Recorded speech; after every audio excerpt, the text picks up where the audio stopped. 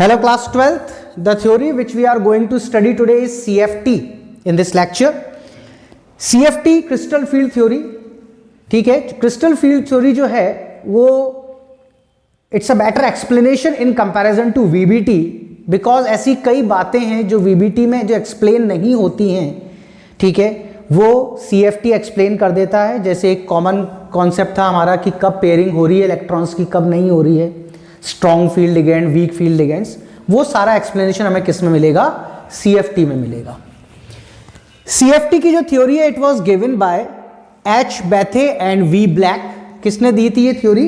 The theory was given by H Bethe and V Black. इस theory के जो main assumptions हैं वो क्या हैं? In a complex central metal atom, in a complex, कोई भी कॉम्प्लेक्स आपने लिया, कॉम्प्लेक्स मतलब complex compound, that is coordination compound.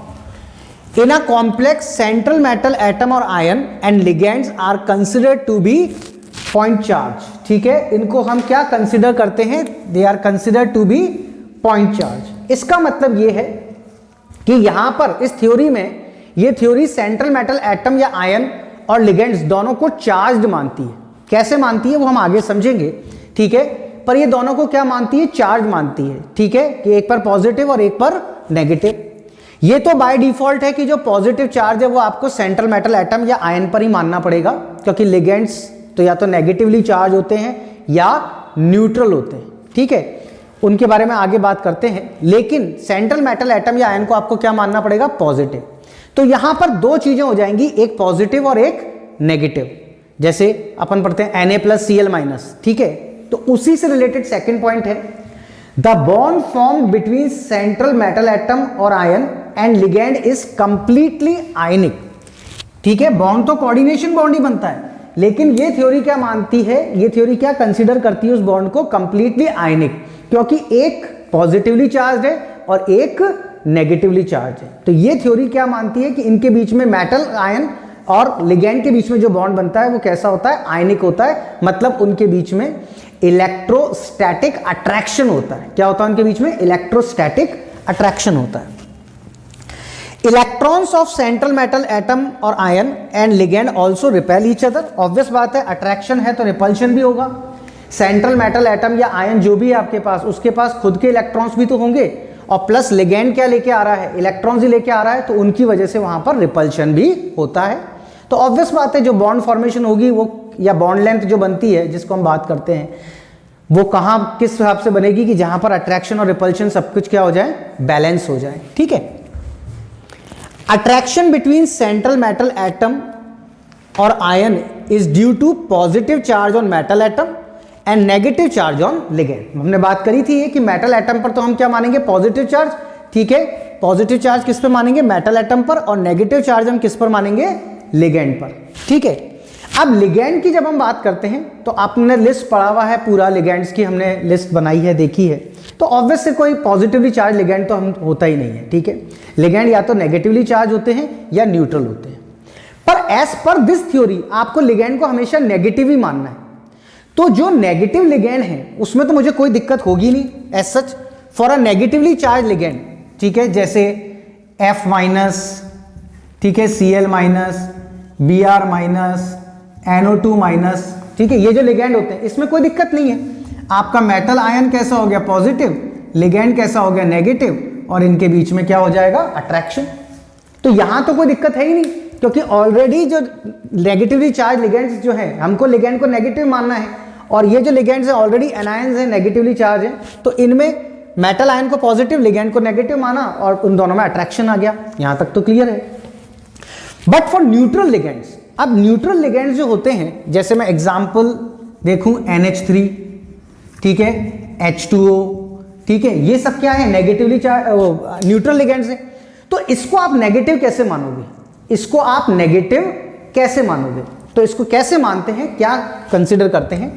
हमें मालूम है कि अगर हम जैसे H2O बनाते हैं तो H2O में यहां पार्शियल नेगेटिव और यहां पार्शियल पॉजिटिव. ऐसे ही अमोनिया में भी अगर हम देखें तो नाइट्रोजन पे पार्शियल नेगेटिव और हाइड्रोजन पे पार्शियल पॉजिटिव.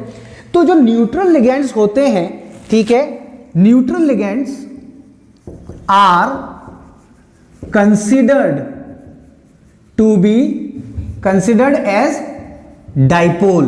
किसकी तरह कंसीडर करते हैं इनको हम? डाइपोल की तरह कंसीडर करते हैं। डाइपोल आप समझते हैं जिसके एक एंड पर पॉजिटिव होता है और एक एंड पर नेगेटिव होता है, सही है। तो ये जो नेगेटिव वाले को मानने में तो कोई दिक्कत थी नहीं, लेकिन न्यूट्रल वालों के लिए क्या करा जाएगा? न्यूट्रल वालों को they will be considered as dipole मान लेंगे, और डाइपोल में दोनों एंड्स होते हैं, आपको मालूम है, पॉजिटिव और नेगेटिव। अब ये आपका सेंट्रल मेटल एटम हो गया, ठीक है। अब जो ये डाइपोल है इसमें कैसा होगा? सपोज कीजिए ये H2 है, तो इसमें क्या कंडीशन रहेगी कि इसका नेगेटिव वाला एंड इधर और पॉजिटिव वाला एंड इधर, तो अट्रैक्शन डेवलप हो गया कि नहीं हो गया?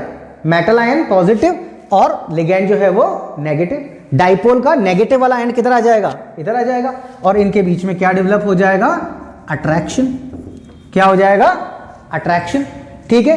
तो यहां पर अगर हम देखें, ठीक है, इस जगह पर हम देखें तो फॉर नेगेटिवली चार्ज लिगेंड्स की अगर हम बात करते हैं तो नेगेटिवली चार्ज लिगेंड्स में, ठीक है, ये भी आयन है और ये भी आयन है, तो इसमें क्या हो जाएगा? Ion ion attraction. क्या होगा? Ion ion attraction. इसमें ये आयन है और ये डाइपोल है, तो इसको मैं क्या बोल दूंगा? आयन डाइपोल अट्रैक्शन, ठीक है, ion dipole attraction.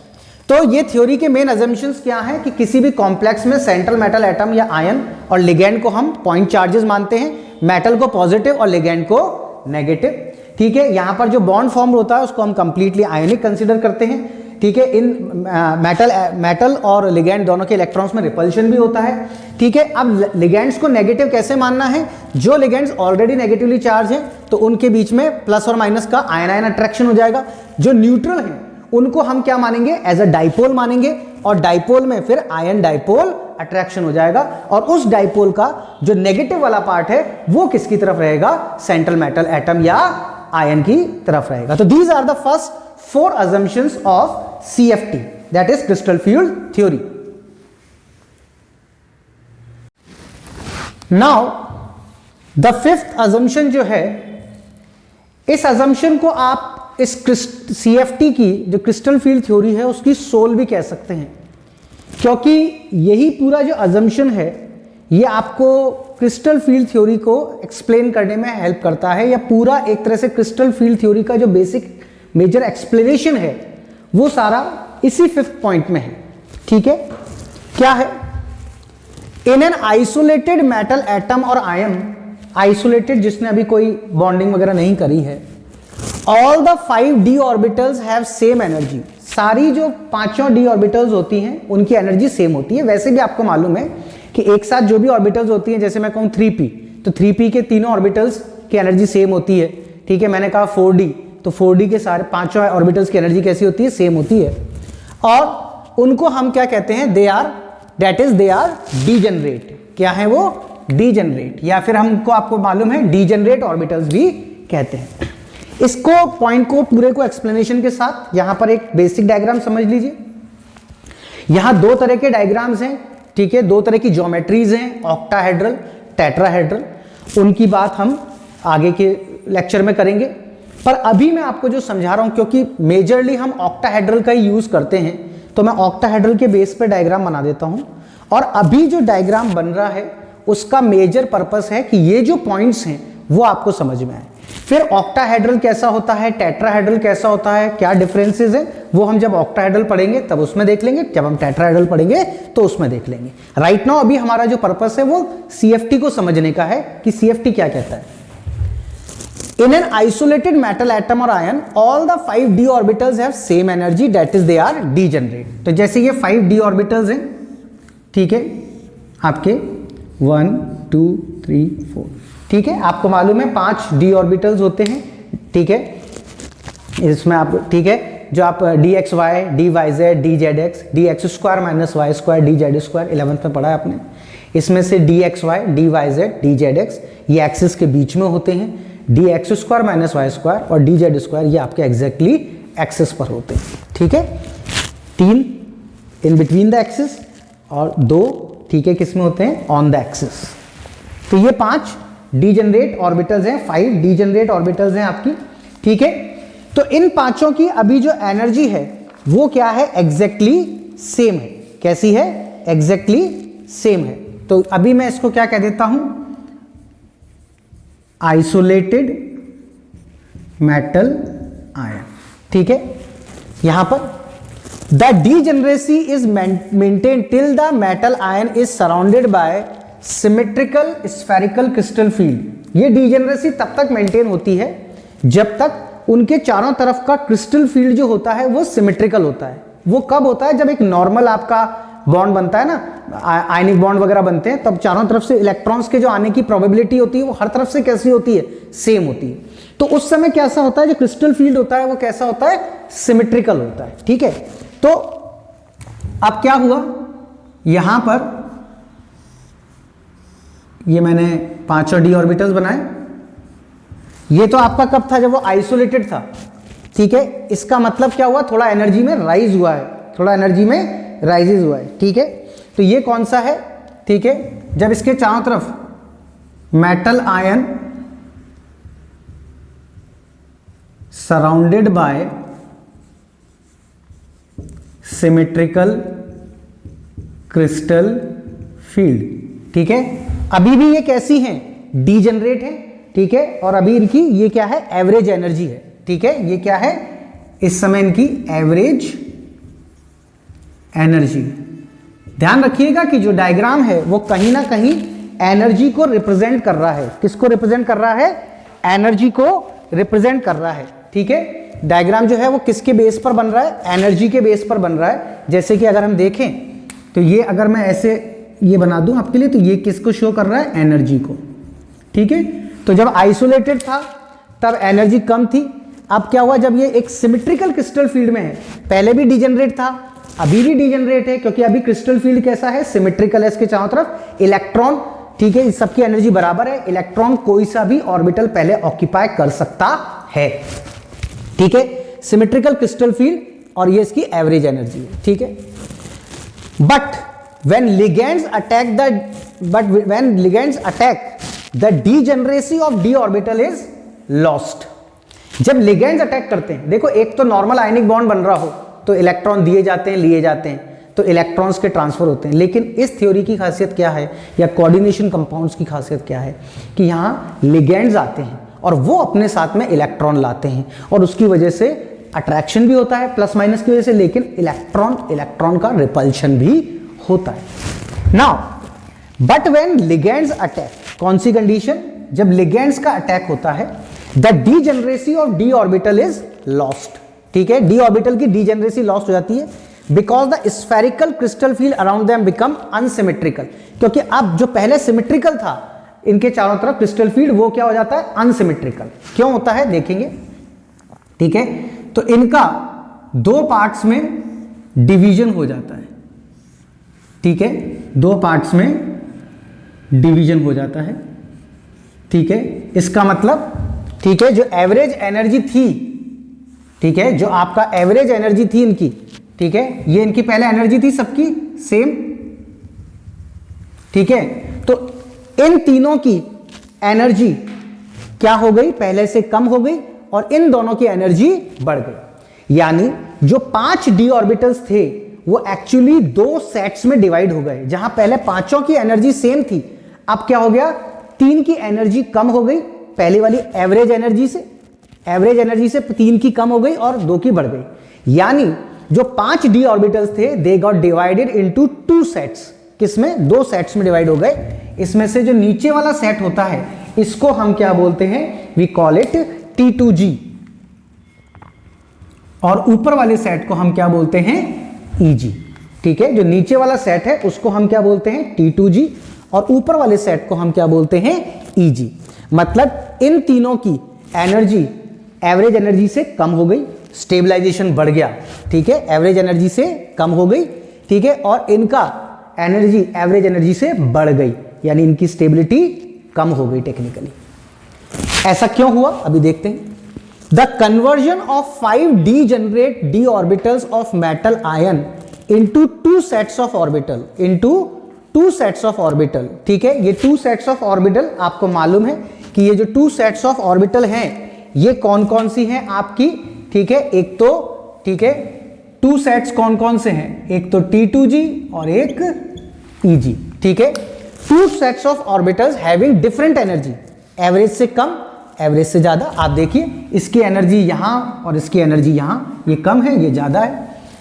In the presence of electric field of ligand, ये कब हुआ, जब लिगेंड्स ने इन पर अटैक किया, जिससे कि सिमेट्रिकल क्रिस्टल फील्ड जो था वो अनसिमेट्रिकल हो गया। Is called crystal field splitting. क्या बोलते हैं इसको, क्रिस्टल फील्ड स्प्लिटिंग या फिर डी स्प्लिटिंग। क्या बोलते हैं, क्रिस्टल फील्ड स्प्लिटिंग या डी स्प्लिटिंग। तो there could be a direct question कि what do you understand by the term D splitting, तो आप इस तरीके से इसको समझा सकते हैं, ठीक है। अब यहां पर 3 ऑर्बिटल्स नीचे हैं, वो कौन से हैं, देखिए जिनमें एक्सिस, जो एक्सिस के बीच में थे, dxy, dyz, dzx, और जो ऊपर हैं dx² माइनस y² और dz², ठीक है। नीचे कौन आए हैं, जो एक्सिस के बीच में थे, और ठीक है जो एक्सिस के, जिनके लोब्स एक्सिस के बीच में होते हैं, और ऊपर कौन गए, जिनके लोब्स एक्सिस पर होते हैं एग्जैक्टली, ठीक है। तो ये डी स्प्लिटिंग हो गई। अब ऐसा क्यों हुआ समझिए, D orbitals which lie in the direction of ligand, जो डायरेक्शन ऑफ लिगेंड, देखिए लिगेंड जहां से अटैक कर रहा है, अब क्या होगा, लिगेंड्स कहां से अटैक करेगा, ऑब्वियस बात है एक्सिस से अटैक करेगा। जब वो एक्सिस से अटैक कर रहा होगा तो उसको रास्ते में कौन मिलेगा, उसको रास्ते में कौन मिलेगा, ये दोनों, क्योंकि ये दोनों एक्सिस पर हैं। कौन मिलेगा, ये दोनों, क्योंकि ये दोनों कहां हैं, एक्सिस पर हैं। तो they will feel more repulsion, इनको क्या फील होगा, मोर रिपल्शन। रिपल्शन से क्या होगा, एनर्जी बढ़ेगी, और एनर्जी बढ़ने से मोर रिपल्शन, और रिपल्शन से क्या होगा, एनर्जी बढ़ेगी, और एनर्जी बढ़ने से क्या होगा, स्टेबिलिटी कम होगी। तो इनकी एनर्जी बढ़ गई। D orbitals which lie in the direction of ligand show increase in energy, whereas those are not, जो एक्सिस पर नहीं थे, वो कौन थे, ये तीनों, क्योंकि ये एक्सिस पर नहीं थे, ये तो एक्सिस के बीच में थे, तो इनको रिपल्शन कम होगा। शो डिक्रीज इन एनर्जी, तो इसकी एनर्जी, ठीक है, इनकी एनर्जी एवरेज एनर्जी से इतनी बढ़ गई, और इनकी एनर्जी एवरेज एनर्जी से इतनी कम हो गई, ठीक है। इनकी एनर्जी एवरेज एनर्जी से इतनी बढ़ गई, और इनकी एनर्जी एवरेज एनर्जी से इतनी कम हो गई। इनकी एनर्जी बढ़ी क्यों, because they were situated on axis, और लिगेंड भी कहां से आ रहा था, एक्सिस से ही आ रहा था, तो रिपल्शन ज्यादा हो गया। जबकि इनकी एनर्जी कम क्यों हुई, क्योंकि ये एक्सिस के बीच में थे, और इनका लिगेंड से डायरेक्ट आमना सामना नहीं हुआ, तो इनकी एनर्जी क्या हो गई, कम हो गई। तो जहां पहले डी ऑर्बिटल्स डीजेनरेट थे, पांचों की एनर्जी सेम थी, लिगेंड की प्रेजेंस में they split into 2 sets, T2g and Eg, ठीक है, and this is called crystal field splitting और डी स्प्लिटिंग, ठीक है। और इन दोनों की जो एनर्जी का डिफरेंस होता है टोटल, ये इसको हम किससे बताते हैं, डेल्टा जीरो, जिसको हम CFSE कहते हैं, क्रिस्टल फील्ड स्प्लिटिंग एनर्जी। क्या कहते हैं, CFSE, that is crystal field splitting energy.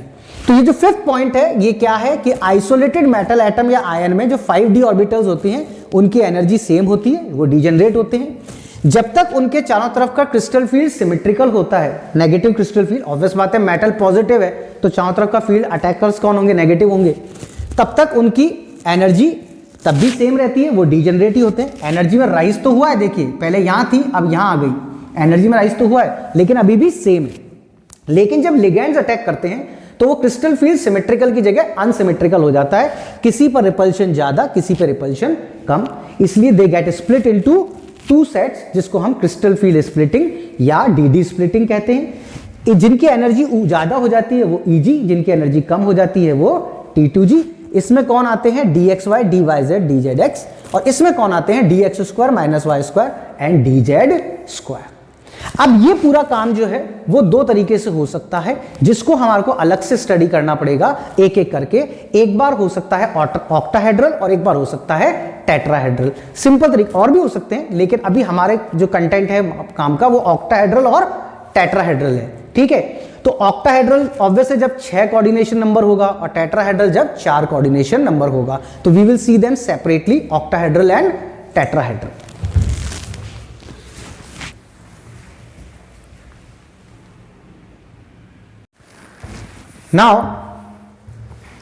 Now we will see the crystal field splitting and electron distribution in octahedral complex.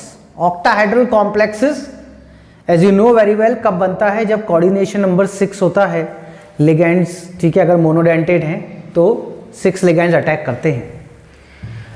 तो crystal field splitting depend on the type of ligand. अब split तो होगा, जो D orbitals जो degenerate होती हैं, कल हमने देखा था कि वो स्प्लिट होती हैं, तो स्प्लिट तो होगा, लेकिन जो स्प्लिटिंग है वो किस पर डिपेंड करेगी? It will depend on type of ligand. Type of ligand, दो तरह के लिगेंड्स होते हैं, एक स्ट्रॉन्ग फील्ड लिगेंड और एक वीक फील्ड लिगेंड। हमने बात करी थी, वीवीटी इन सबका एक्सप्लेनेशन नहीं देती है, कब पेयरिंग होगी कब नहीं होगी वो नहीं देती है, वो सब हमें इससे समझ में आएगा। तो crystal field splitting depend on type of ligand. Ligands मैंने आपको बताया कि दो तरह के होते हैं, वीक फील्ड लिगेंड और स्ट्रॉन्ग फील्ड लिगेंड। वो कैसे पता पड़ेगा हमें?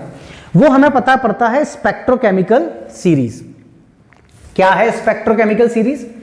When ligands are arranged in increasing order of their strength, जब लिगेंड्स को हम increasing order of their strength में अरेंज करते हैं, then the series so obtained is called spectrochemical series. ऐसी सीरीज को हम क्या कहते हैं? स्पेक्ट्रोकेमिकल सीरीज, जब हम लिगेंड को उनकी स्ट्रेंथ के बढ़ते हुए ऑर्डर में अरेंज करते हैं। जैसे I माइनस, ठीक है, इससे ज्यादा स्ट्रेंथ किसकी होगी? Br माइनस की, उससे ज्यादा SCN minus, Cl minus, S2 minus, F minus, उससे ज्यादा OH माइनस, उससे ज्यादा C2O42 माइनस, उससे ज्यादा H2O, NCS minus, EDTA4 minus, ammonia की उससे ज्यादा, EN की उससे ज्यादा, CN माइनस की सबसे ज्यादा और CO की सबसे ज्यादा, ठीक है, CO कार्बन मोनोऑक्साइड।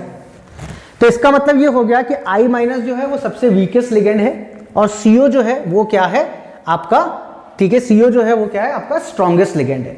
अब कई बार क्या होता है कि इसमें कंफ्यूजन ये होता है कि हमको कैसे पता पड़ेगा कि भाई किसको हम स्ट्रॉन्ग माने किसको वीक माने। तो इन जनरल इसमें हम क्या करते हैं, जो H2O है, ठीक है, H2, ठीक है, इससे पहले तक के सारे लिगेंड्स को हम, ठीक है, वीक फील्ड लिगेंड्स मान लेते हैं और इसके बाद में जो आ रहे हैं उन सबको हम स्ट्रॉन्ग फील्ड लिगेंड्स मान लेते हैं, ठीक है। WFL week field ligand, SFL strong field ligand. तो H2O और उससे पहले के सब WFL हैं और H2O के बाद के सारे क्या हैं? SFL है, ठीक है। तो आप सीरीज याद कर लेंगे तो आपको WFL और SFL का याद रहेगा। मेन आपको वो लिगेंड्स पता होने चाहिए जिनके एग्जांपल्स हमारी बुक्स में नॉर्मली होते हैं, ठीक है। तो अब क्या होता है, हमने बोला crystal field splitting depend on type of ligand, ठीक है, on the type of ligand. तो यहां पर क्या होता है, अगर वीक फील्ड लिगेंड है, ठीक है, और ये किसके लिए है? Strong field ligand. तो यहां पर आप क्या देखेंगे कि जब वीक फील्ड लिगेंड होता है तो स्प्लिटिंग भी कम होती है। देखिए ज्यादा चेंज नहीं हुआ है, ठीक है, ज्यादा एनर्जी का चेंज नहीं हुआ है, less splitting. On the other hand अगर स्ट्रॉन्ग फील्ड लिगेंड अटैक कर रहा है तो क्या होता है? मोर स्प्लिटिंग, ठीक है। मतलब आप कह सकते हैं कि दोनों ये जो एनर्जी है उसको हम डेल्टा O बोलते हैं। Delta O stands for octahedral, ठीक है, crystal field splitting energy.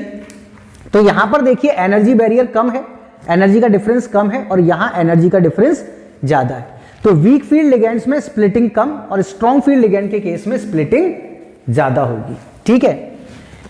Now जब हम इलेक्ट्रॉन्स को फिल करेंगे इसमें, ठीक है, उसका भी एग्जांपल्स हम देखेंगे।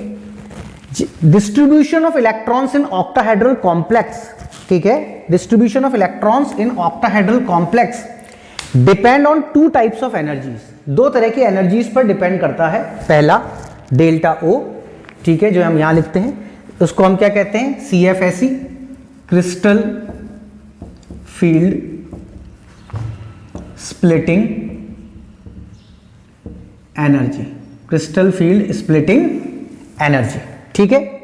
और दूसरी होती है P, P कौन है? Pairing energy, energy required for pairing of electron in an D orbital, वो एनर्जी जो डी ऑर्बिटल में किसी इलेक्ट्रॉन को पेयर होने के लिए जरूरी है। ठीक है, तो जब हम स्ट्रॉन्ग फील्ड लिगेंड की बात करते हैं तो आपको ध्यान रखना है कि यहां पर डेल्टा जीरो जो है, इस केस में जो डेल्टा जीरो है वो P से ज्यादा होगा, और यहां पर डेल्टा जीरो या डेल्टा O बोल लीजिए, और यहां पर डेल्टा O जो है वो P से कम होगा। ठीक है, इसका इंपैक्ट अभी एग्जांपल्स में दिखेगा आपको। तो यहां पर डेल्टा O P से ज्यादा है यानी CFSE पेयरिंग एनर्जी से ज्यादा है, और यहां पर डेल्टा O यानी CFSE P से कम है। तो यहां पर दो कंडीशंस डेवलप होती हैं, if delta O is greater than P, if P is greater than delta O, एक ये कंडीशन और एक ये कंडीशन। तो delta O is greater than P किसके लिए है? SFL के लिए, स्ट्रॉन्ग फील्ड लिगेंड के लिए। P greater than delta O किसके लिए? WFL के लिए, वीक के लिए।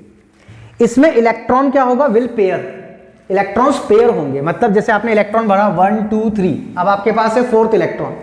अब वो फोर्थ, दो ही बातें हो सकती हैं, या तो वो फोर्थ इलेक्ट्रॉन ऊपर जाए या पेयर हो जाए, पर क्योंकि ये एनर्जी का बैरियर बहुत बड़ा है, पेयरिंग एनर्जी से ज्यादा है, तो इलेक्ट्रॉन ऊपर नहीं जा पाएगा, वो उस बैरियर को क्रॉस नहीं कर पाएगा, तो वो क्या हो जाएगा? यहीं पर पेयर हो जाएगा। जैसे 1 2 3 4। ठीक है, इसका मतलब क्या हुआ? इस इलेक्ट्रॉन ने इसको क्रॉस कर लिया, पर क्या ये कर सकता है? नहीं कर सकता, क्योंकि P जो वैल्यू है वो डेल्टा O से कम है, तो वो उस एनर्जी बैरियर को क्रॉस नहीं कर पाएगा। तो वो क्या करेगा? पहले नीचे ही पेयरिंग स्टार्ट कर देगा, तो इलेक्ट्रॉन विल पेयर। हमने देखा था ना, यही तो कंफ्यूजन था VBT में कि कब पेयरिंग होगी, कब पेयरिंग नहीं होगी। तो अगर स्ट्रॉन्ग फील्ड लिगेंड है H2O से आगे वाले, तो पेयरिंग होगी। इसमें इलेक्ट्रॉन विल नॉट पेयर, जैसे 1 2 3 और वही फोर्थ। लेकिन इस बार P डेल्टा O से ज्यादा है, P is greater than delta O, तो P की हेल्प से क्या करेगा? वो इलेक्ट्रॉन एनर्जी बैरियर को क्रॉस कर लेगा और कहां चला जाएगा? ऊपर चला जाएगा। तो यहां पर पेयरिंग नहीं होगी। तो क्योंकि यहां पर पेयरिंग हुई, यहां पेयरिंग नहीं हुई, तो यहां पर पेयरिंग हुई है। ठीक है, तो जब पेयरिंग होती है, अपन ने एग्जांपल्स पढ़े VBT में, तो यहां क्या बनेगा? लो स्पिन कॉम्प्लेक्स, और यहां क्या बनेगा? High spin complex. आप कह सकते हैं यहां पर n-1d काम आएंगे और यहां पर nd काम आएंगे, यहां पर n-1d काम आएंगे और यहां पर nd काम आएंगे। ठीक है, तो यहां पर क्रिस्टल फील्ड स्प्लिटिंग किस पर डिपेंड करती है? टाइप ऑफ लिगेंड्स पे, कि वीक फील्ड लिगेंड है या स्ट्रॉन्ग फील्ड लिगेंड है। ठीक है, वीक फील्ड और स्ट्रॉन्ग फील्ड हमारे को स्पेक्ट्रोकेमिकल सीरीज से पता पड़ जाएगा। इसमें स्प्लिटिंग ज्यादा होती है, इसमें स्प्लिटिंग कम होती है। ठीक है, इसमें डेल्टा O P से ज्यादा होता है, इसमें डेल्टा O P से कम होता है। इस केस में पेयरिंग होगी, इस केस में पेयरिंग नहीं होगी। इसमें लो स्पिन कॉम्प्लेक्स बनेंगे और इसमें हाई स्पिन कॉम्प्लेक्स बनेंगे। ठीक है, तो दिस इज, ठीक है, we are going for octahedral complexes.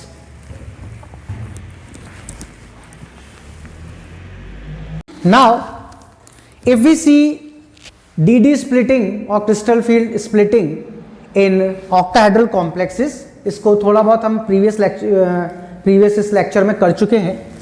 तो सबसे पहले अगर हम देखें तो हमारे पास 5 डीजेनरेट ऑर्बिटल्स हैं, dxy, dyz, dzx, dx² - y² dz²।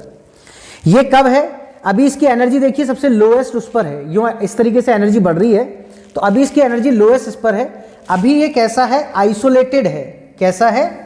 Isolated, मतलब किसी तरह की किसी बॉन्डिंग में इन्वॉल्व नहीं है, एनर्जी अपने लोएस्ट फॉर्म पर है, स्टेबिलिटी अपने मैक्सिमम फॉर्म पर है। अब अगर आप देखें तो अभी भी ये पांचों ऑर्बिटल्स एनर्जी थोड़ी बढ़ गई है, इस लेवल से आप कहां आ गए हो? इस लेवल पर आ गए हो एनर्जी के, यानी एनर्जी में राइज हुआ है। लेकिन ये कब हुआ है? पर अभी भी ये पांचों ऑर्बिटल्स कैसे हैं? डीजेनरेट हैं, और इनकी एनर्जी कैसी है? अभी भी सेम है। पहले से बढ़ गई है बट एनर्जी अभी भी सेम है।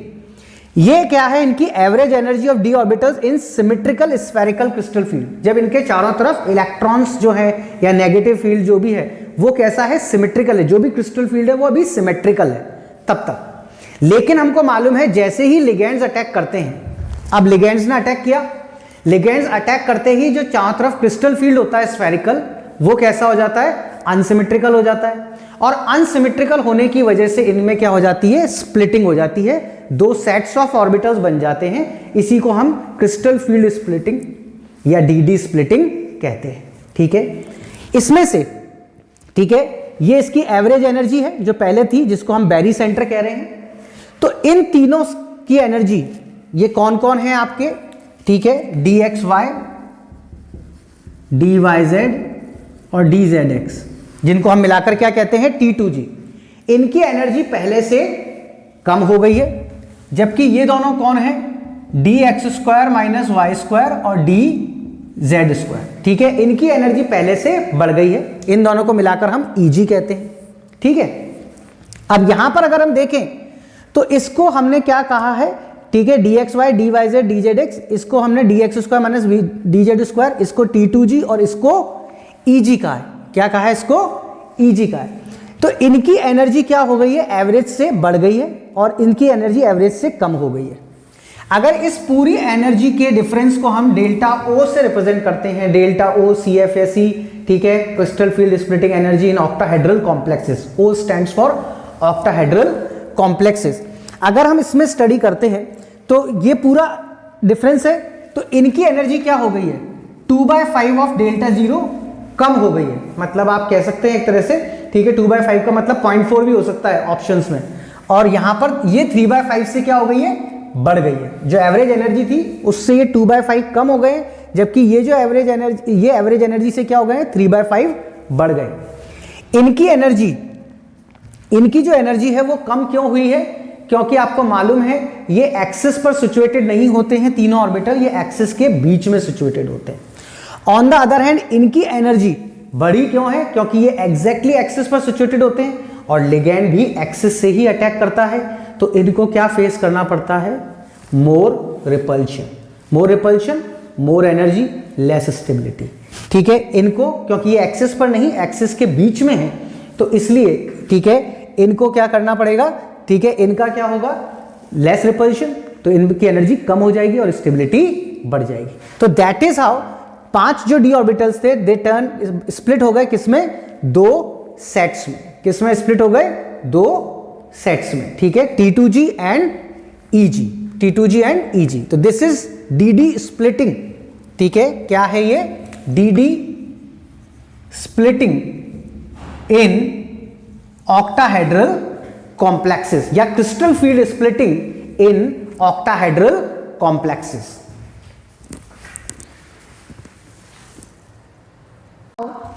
If we see the electron distribution, ठीक है, now if we see the electron distribution, ठीक है, D में कितना इलेक्ट्रॉन, कैसे इलेक्ट्रॉन हो सकते हैं, D1 से लेकर D10 तक, तो उस पर strong field ligand, weak field ligand का क्या इंपैक्ट है वो हम देखें।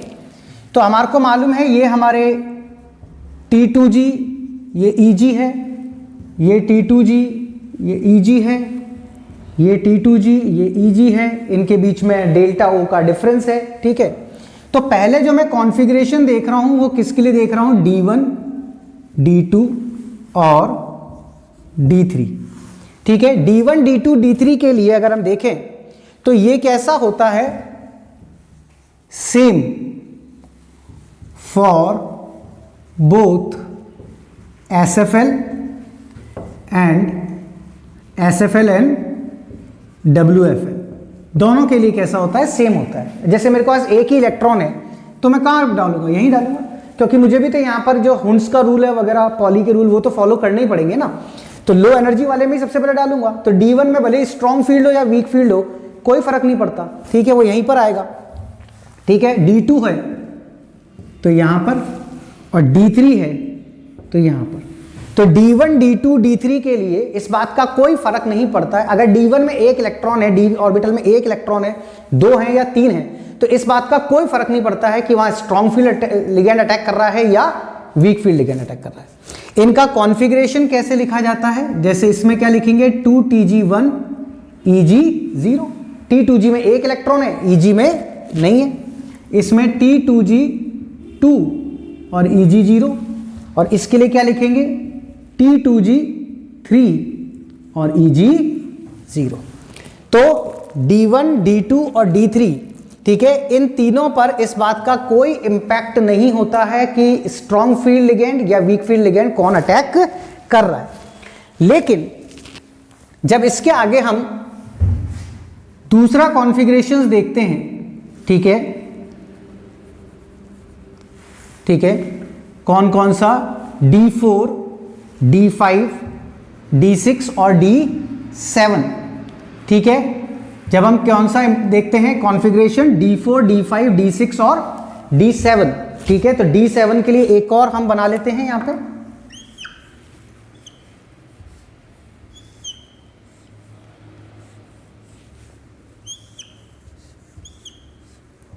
ठीक है। तो यहां पर अब इंपैक्ट आएगा कि वो स्ट्रॉन्ग फील्ड लिगेंड है या वीक फील्ड लिगेंड है, ठीक है। अब इस पर फर्क पड़ेगा क्योंकि पेयरिंग होगी, तो अब फर्क पड़ेगा कि आपका वो स्ट्रॉन्ग फील्ड लिगेंड है या वीक फील्ड लिगेंड है। तो पहले जो मैं बात कर रहा हूं वो किसके लिए बात कर रहा हूं, स्ट्रॉन्ग फील्ड लिगेंड के लिए। केस कौन कौन से हैं मेरे पास, D4, D5, ठीक है, D6 और D7, इनकी बात कर रहा हूं। अब लिगेंड जो है वो कैसा है, स्ट्रॉन्ग फील्ड लिगेंड है। स्ट्रॉन्ग फील्ड लिगेंड है तो हमारे को मालूम है कि जो डेल्टा O की वैल्यू है वो P से ज्यादा होगी, ठीक है। यानी इलेक्ट्रॉन डेल्टा O के बैरियर को क्रॉस नहीं कर पाएगा, तो क्या होगा, पेयरिंग होगी। क्या होगा, पेयरिंग। 1 2 3 4, यहां पर 1 2 3 4 5, ऊपर नहीं जा पा रहा है वो क्योंकि डेल्टा O की वैल्यू P से ज्यादा है। 1 2 3 4 5 6, 1 2 3 4 5 6। अब क्योंकि T2G पूरा ही फिल हो गया है, T2G है वो पूरा ही फिल हो गया है, तो अब तो ऑप्शन ही नहीं है। तो 7th इलेक्ट्रॉन कहां जाएगा, ऊपर जाएगा। 7th इलेक्ट्रॉन कहां जाएगा, ऊपर जाएगा।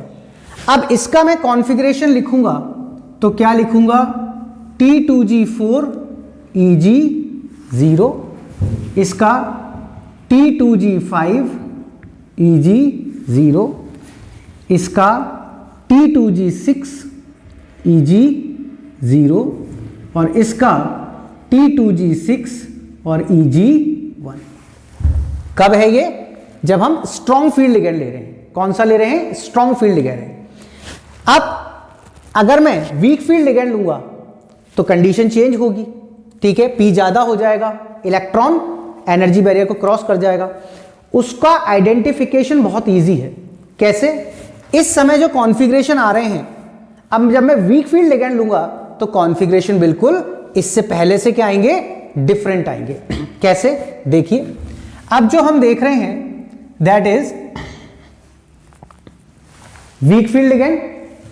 कौन सा देख रहे हैं, वीक फील्ड लिगेंड, और अब की बार P ज्यादा होगा, ठीक है। P ज्यादा होगा तो यहां पर जो इलेक्ट्रॉन है, P ज्यादा होगा तो इलेक्ट्रॉन P के बेस पर क्या करेगा, डेल्टा O को क्रॉस कर जाएगा। 1 2 3 और ये कहां चला गया, 4 ऊपर। इसी तरीके से यहां पर, ठीक है, क्या होगा, 1 2 3 4 और 5, ठीक है, क्रॉस कर गए। यहां पर, ठीक है, क्या होगा, अब देखिए 1 2 3 4 5, सब में होल्ड रूल के हिसाब से सबको एक एक मिल गया। तो अब 6th वाले को तो कहां आना पड़ेगा, जहां एनर्जी कम हो, 6। और यहां पर, ठीक है, 1 2 3 4 5 ऊपर, 6 और 7 नीचे। अब देखिए, पहले कॉन्फ़िगरेशन T2G4 और Eg0 था, जबकि अब कॉन्फ़िगरेशन क्या है आप देखें तो T2G3 और Eg1 चेंज हो गया कॉन्फ़िगरेशन। इसका मतलब है कि स्ट्रॉन्ग फील्ड लिगेंड और वीक फील्ड लिगेंड का इंपैक्ट अलग अलग है। इस बार, ठीक है, P ज्यादा था तो पेयरिंग नहीं हुई, पेयरिंग नहीं हुई तो ठीक है, इस बार क्या होगा, इलेक्ट्रॉन आगे जाएंगे।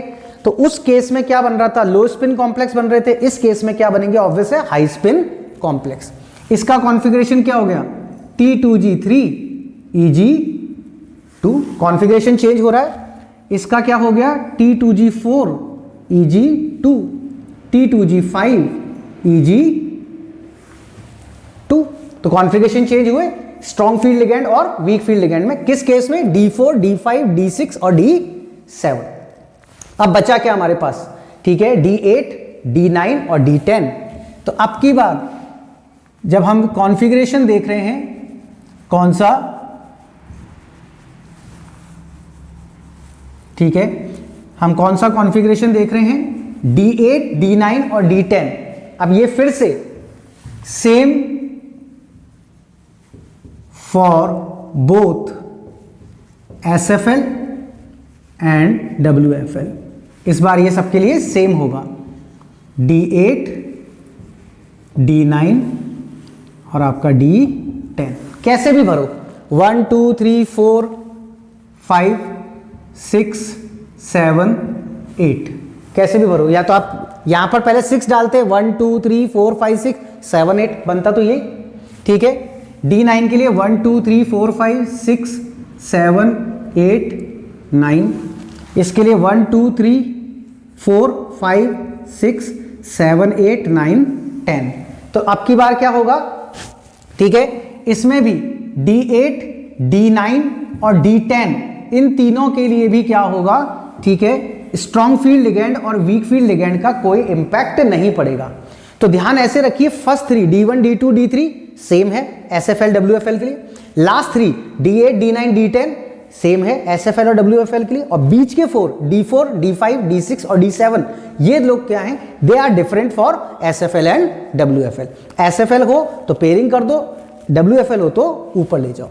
यहां पर अब कॉन्फ़िगरेशन आपका T2G6 EG2। ठीक है, इसमें T2G6 EG3 और इसमें T2G6 और EG4। तो that is how electrons are distributed in octahedral complexes. ठीक है, and that depends on strong field ligand and weak field ligand.